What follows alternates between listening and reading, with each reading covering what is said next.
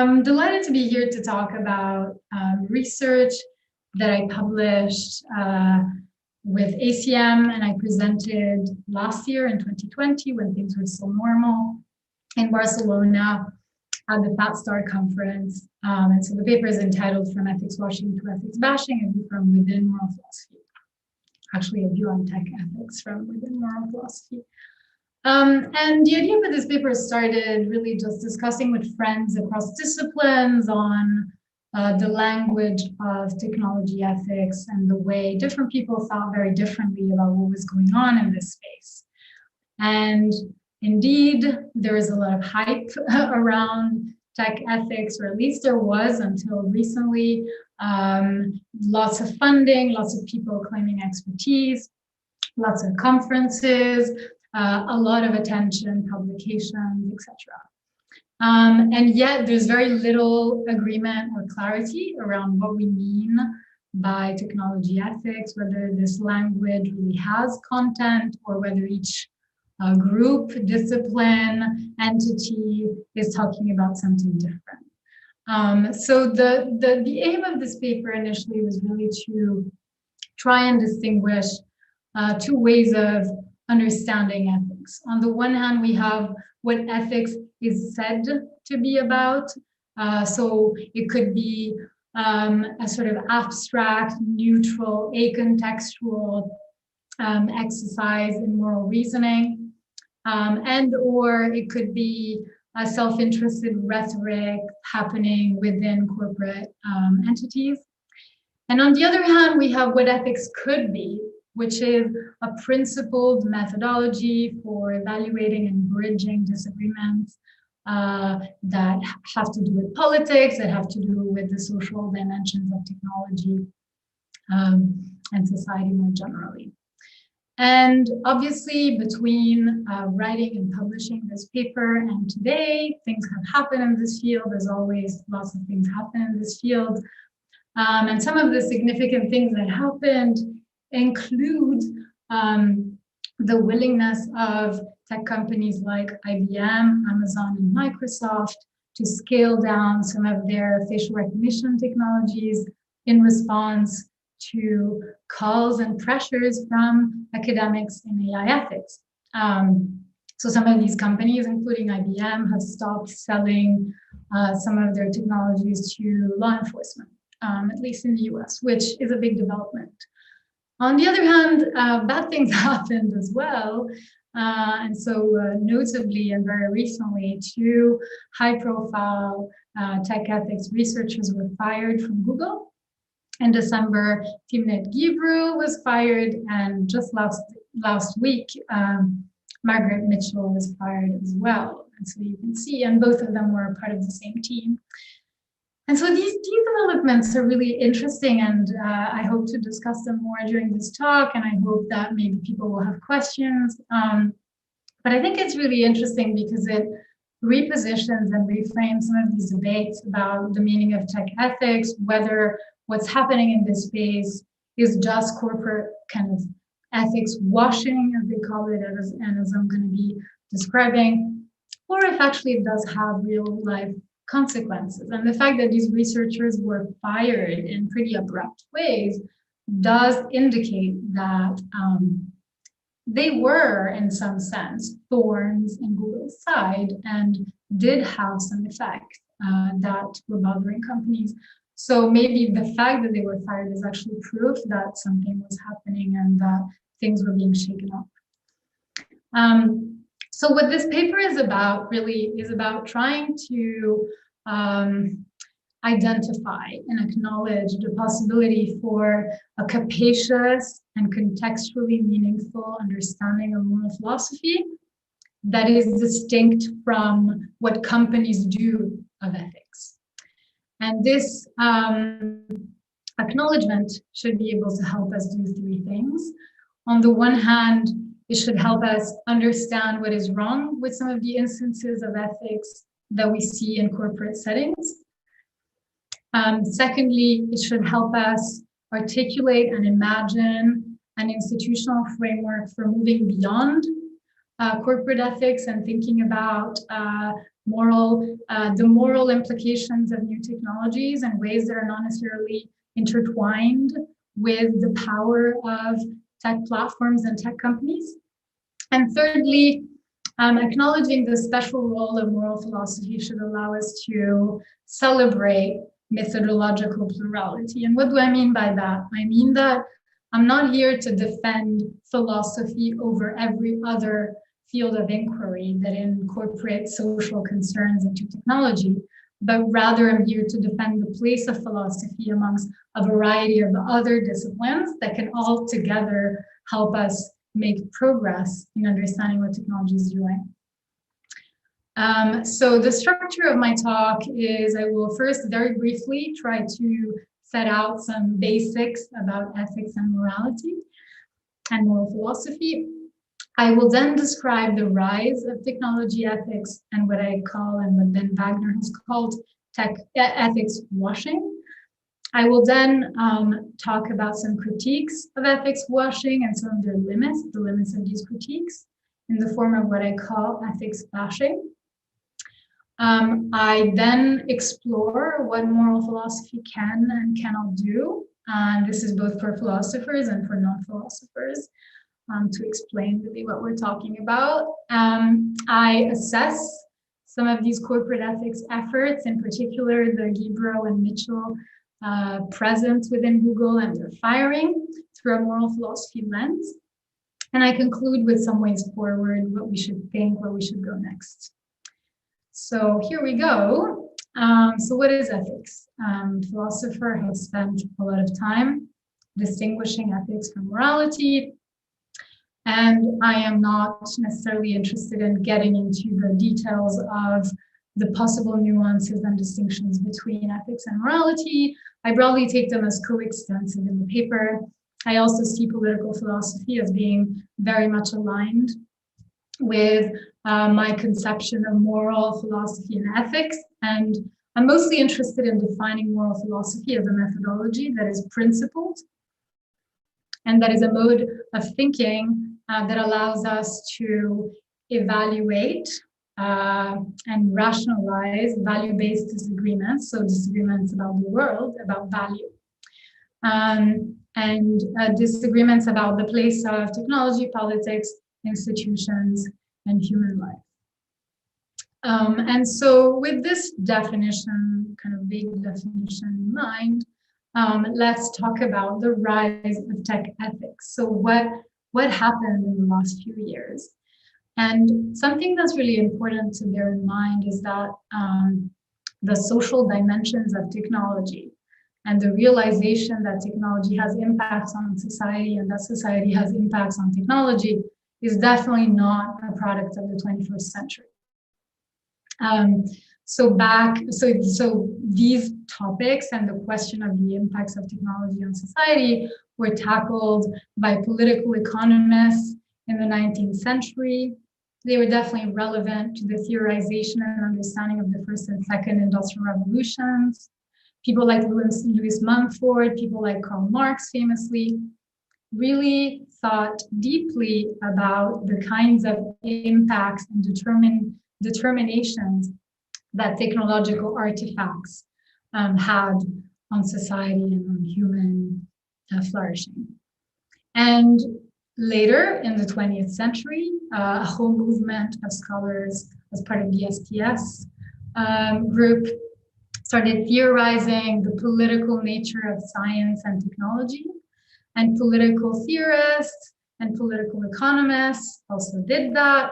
Famously, Langdon Winner and his famous piece, Do Artifacts Have Politics? And all of these literatures show us that technology encodes and embeds human dimensions, the aspects of society, and that they're not neutral. And that in turn, these technologies, when deployed in society, have effects on the way humans then live life. So the two are mutually constitutive. On the one hand, society shapes technology, and on the other hand, technology shapes society. And so what AI did was really just reawaken many of us to this aspect Not necessarily, there are scholars who have been thinking, so I really don't want to say that people were not thinking about this, but I do think AI has brought this to the public in a way that perhaps was not the case before the advent of AI. And so now it's pretty clear to us that machine learning systems embed and encode certain structural asymmetries, certain biases, certain power relations within technological structures, and that in turn these technological structures basically perpetuate biases and asymmetries. And so there's a need to reintroduce the social within the analysis of technology. There's a need to rethink the impacts of these technologies, and there's a need to rethink the way these technologies are both invented, created, deployed. And so how do we do this? In recent years, tech ethics emerged as a field that really kind of rose to prominence in a variety of ways. So there's been kind of a push to include ethics training in the computer science curriculum in a number of universities. There's growing. There have been civil society organizations, governments, private companies, transnational and international entities like the OECD that have come together and formulated principles of artificial intelligence and encoded them in codes of conduct for industry and stakeholders.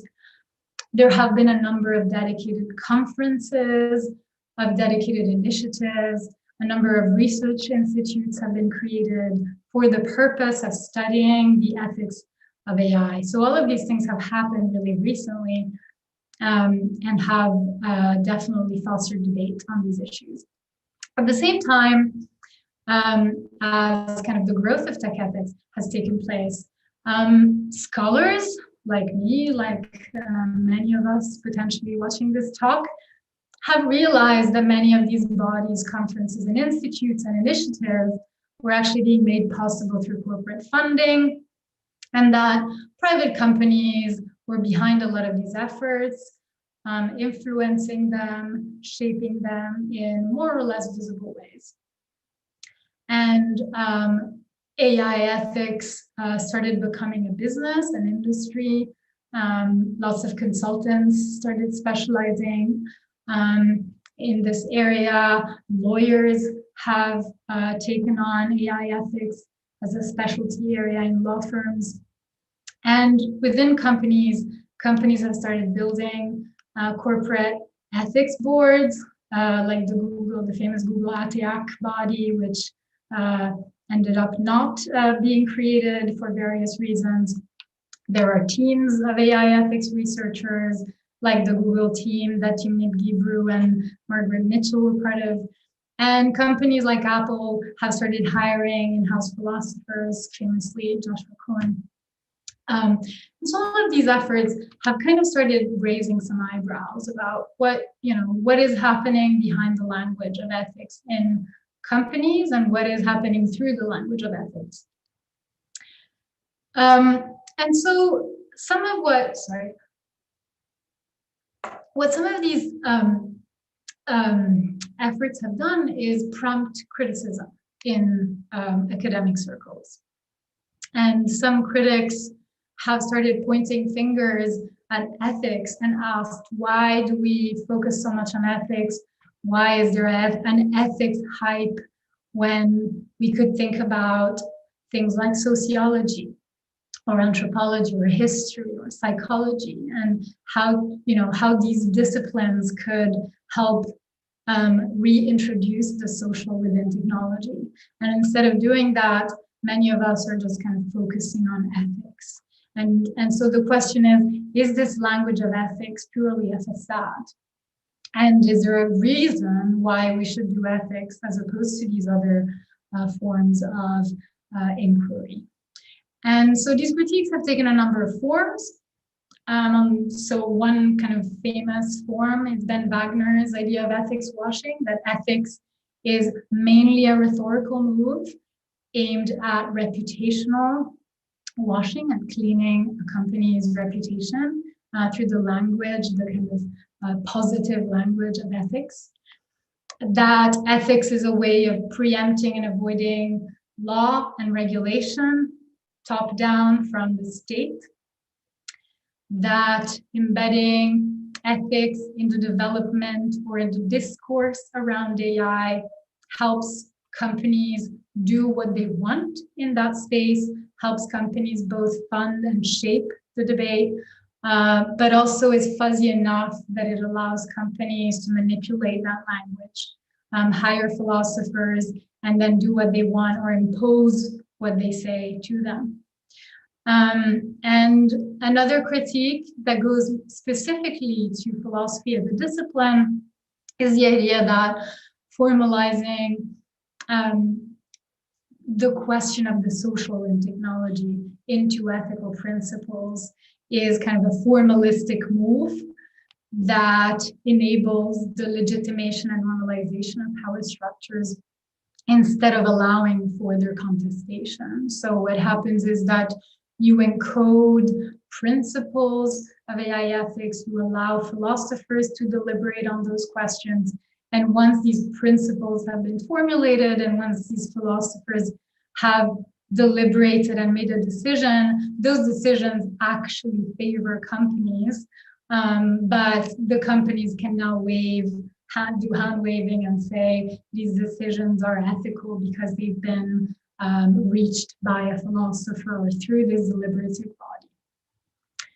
And so what I try to do in this paper is both recognize the importance of some of these critiques and say that it's really crucial that we take ethics washing efforts for what they are, and that we acknowledge the importance of these critiques of corporate ethics. And at the same time, I try to limit those critiques or reassess those critiques by looking at some of their limits and identifying a fallacy that I call ethics bashing. That is the criticism of corporate ethics and of tech ethics with or kind of bundled with a failure to recognize the special role that moral philosophy can actually play alongside other methodologies in helping us rethink the role of technology in society. So ethics does have a role, but we also need to recognize that it has the potential to be instrumentalized and co-opted by private interests. And so I see ethics bashing as taking kind of two shapes. So in one sense, ethics bashing is the conflation of an is and an ought. So you have the ought of moral philosophy, that is the aspirational mode of inquiry, the aspirational practice of deliberating and seeking truth or seeking principled agreement. And that's moral philosophy, or what I define as moral philosophy. And then on the other hand, you have the is, which is embedded instances of ethical practice in institutions, corporate initiatives, self-regulatory bodies, etc. And so the conflation of these two things in one critique of ethics or tech ethics is what I find misleading in some of the ways in which tech ethics has been talked about in academia, particularly, or on Twitter, kind of outside the formal academia world. And another instance of ethics bashing is engaging in artificial dichotomy. And so separating ethics from law, separating ethics from justice, separating ethics from politics, and somehow failing to recognize that ethics has to necessarily inform a capacious understanding of law, of justice, and of politics. And so what the paper does, if anything, is really try to convey two basic insights.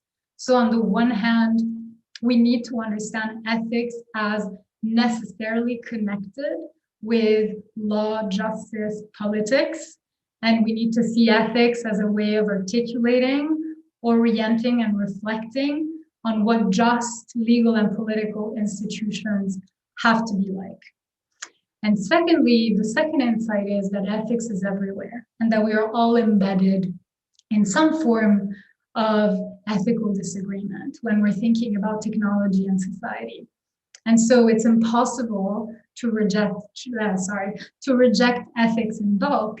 And the only thing we could do is acknowledge that we are within some form of ethical positioning.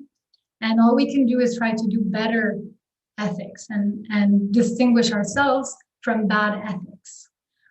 So that's what I try to do in the paper.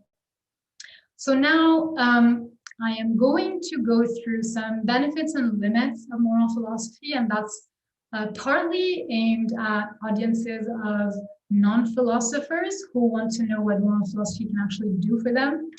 But it's also, I think, helpful for philosophers themselves to understand how to position themselves and what they can contribute and add to the debate. Obviously, I'm a lawyer, so this is kind of me reasoning about different methodologies and what we can do.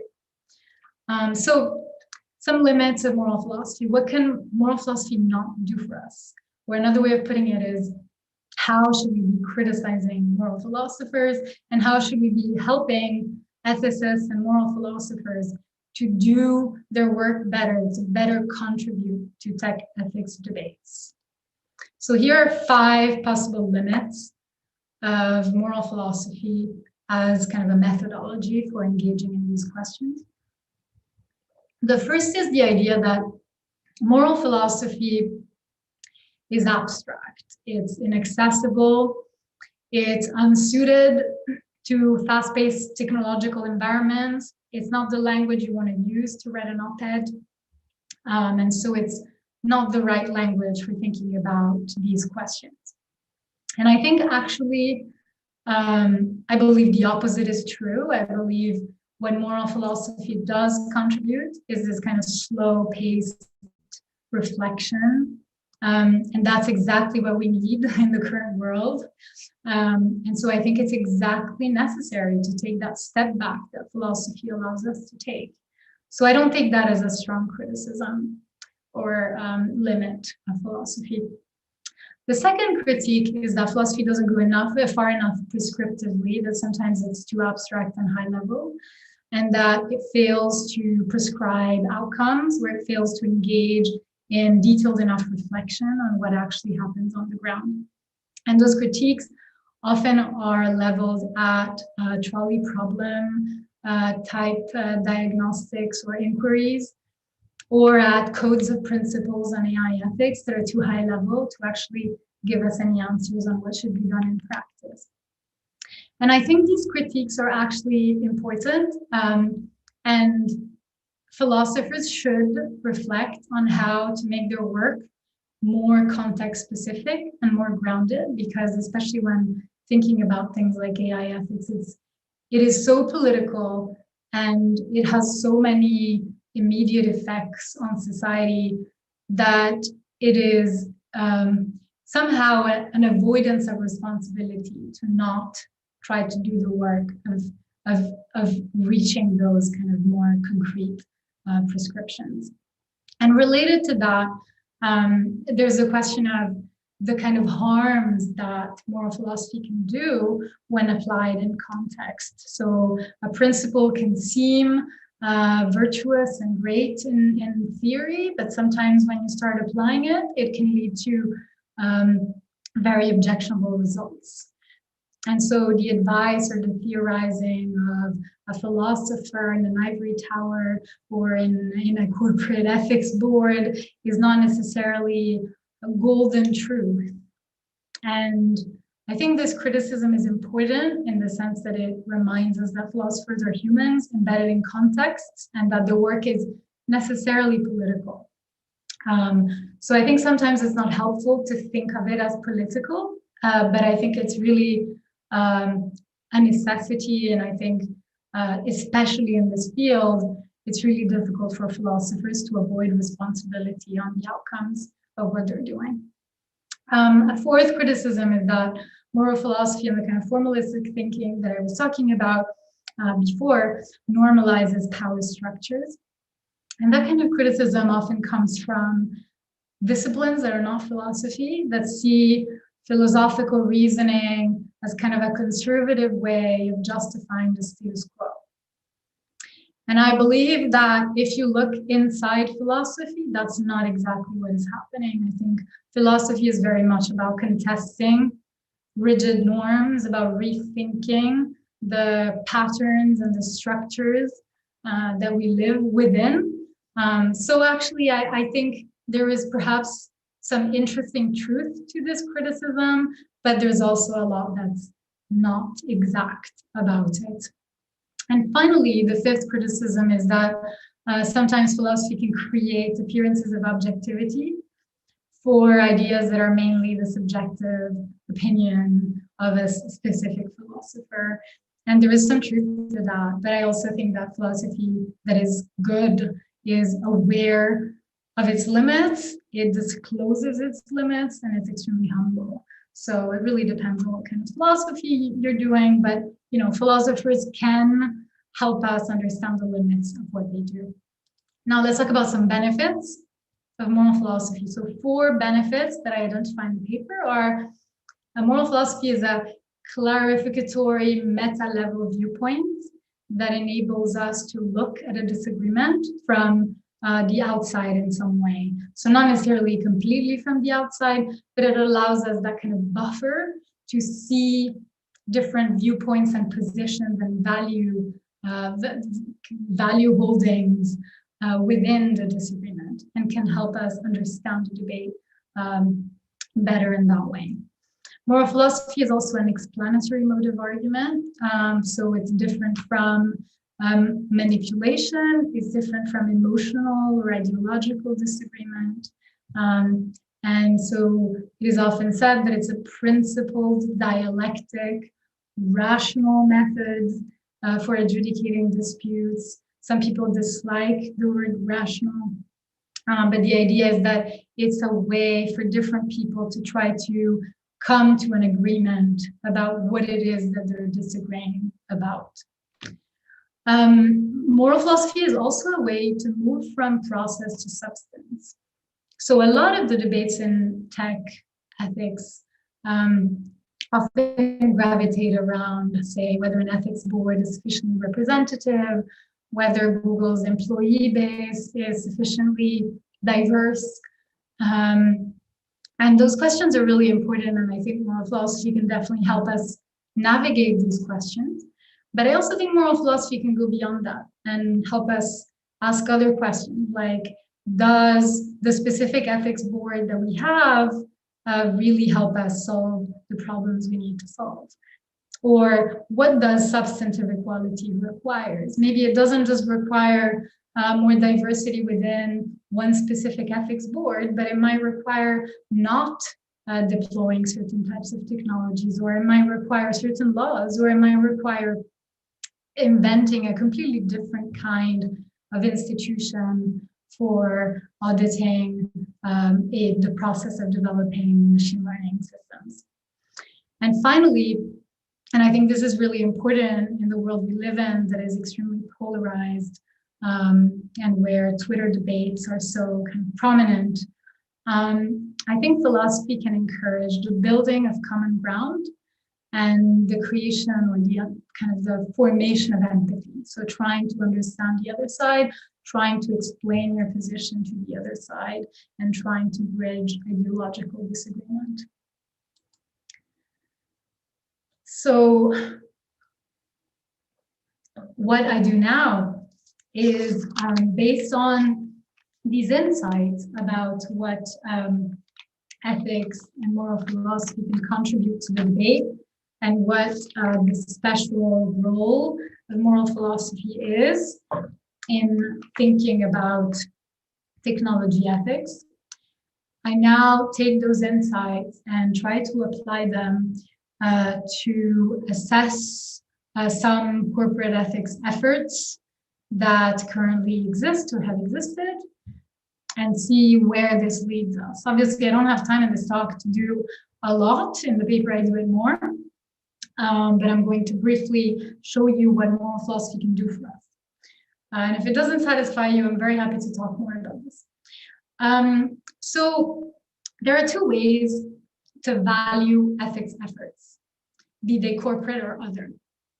One way is to think about the effects of those ethics efforts, the instrumental value of those efforts. So we value, say, a corporate ethics board or some other institution because of the consequences that it brings about. It might lead to improved outcomes for minorities. It might lead to a better understanding of what's at stake. It might lead to profits for the company. So obviously these consequences can be instrumental or instrumentally valuable for society, or they can be instrumentally valuable only for the company itself. So a lot of corporate ethics efforts are instrumentally valuable for the company because it brings them profits, it brings them reputation. And then another way of valuing ethics efforts is intrinsic. So we value these efforts in themselves as a process that is valuable independently. And that is a value that deliberating has for participants, the value that the existence of a body can have for society independent of the consequences. Often we talk about science or about academia as being intrinsically valuable. Even if research does not have tangible consequences, it's valuable to have research. So applying these two ideas, I am going to think about the role of people like Timnit Gebru and Margaret Mitchell within Google, and ask whether the fact that they were part of these teams, the AI ethics team at Google, is something that we should value and think is important, or something that we think maybe should just not exist. And so the first question is, does this form of corporate ethics, so having these in-house researchers that focus on AI ethics, does that have instrumental value? And it's quite interesting because when I wrote this paper, I actually was, I almost tended to say, no, these efforts have almost no instrumental value. Google or the company in question fund them entirely. They have absolute decision-making power and veto power over whether or not they succeed. What ends up kind of going to the public, how much importance these efforts have, etc. So they're completely tailored and they mostly benefit the company. They don't benefit society. So that was my analysis. But I do think that having thought about this question a little bit more, I think there is an instrumental value for society. I think those firings have definitely started a conversation. I think even though these researchers in particular, many of the other researchers that are still at Google cannot fully share their experiences, cannot fully contribute to the social good in the way we would like them to.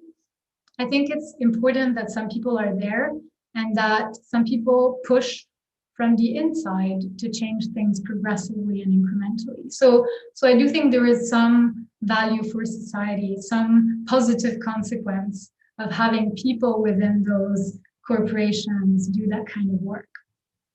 And I don't think that's a unique answer. And I think, it's really important for people to be outside of these companies as well doing these things. But I don't think the value is zero of some people trying to do ethical work within the company. And secondly, do corporate ethics efforts have intrinsic value? And here I really think not. I think a lot of these efforts, bodies, in-house philosophers are really valued for the consequences and the benefits they can bring to the company. There's very little independence. There's very little power that these philosophers or bodies have, independent of the powers that are given to them by companies in their own self-interest. And so I think many of the criticisms or kind of the criticisms that we've heard about the need to give these researchers more independence, to allow researchers to have full freedom over their research agendas, over what they do, over what they think, goes exactly to this point about intrinsic value.